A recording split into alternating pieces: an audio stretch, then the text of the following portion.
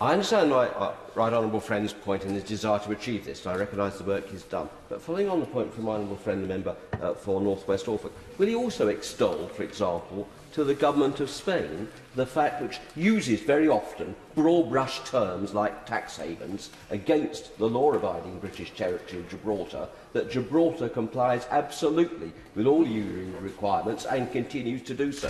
And we actually don't help the overall cause by allowing British territories that comply with the rules to be tarred with the same brush as those who do not. Some people will use it against law-abiding British Gibraltarian citizens' interests.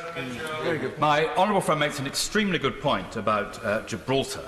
And I have heard him speak previously in the House on this subject, and he is absolutely right in what he says. I received last night a 3-page letter from the Chief Minister of Gibraltar, but I was at a loss to understand why he felt that New Clause 6 negatively affected him, since he has already committed through the EU directive to implement the whole of New Clause 6 by 1 year earlier than New Clause 6 specifies. So I do feel that the Chief Minister and my honourable friend should be content with the provisions of New Clause 6. Now, I'll give way to the Father of the House. Just very briefly, I entirely agree that the Government of Gibraltar achieves the standards described by our honourable friend, and I agree with the remark that's just been made that they're about to go further, so this amendment doesn't affect them.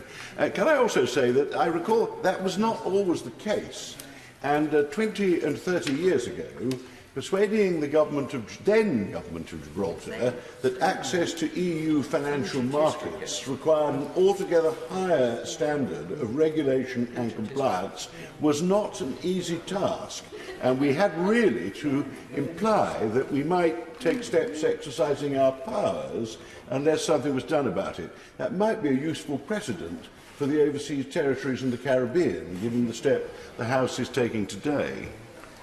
My right honourable friend, the Father of the House, given his longevity and distinguished ministerial office over many years, will be very familiar with the points that are being made about Gibraltar and indeed about the importance of clamping down on money laundering.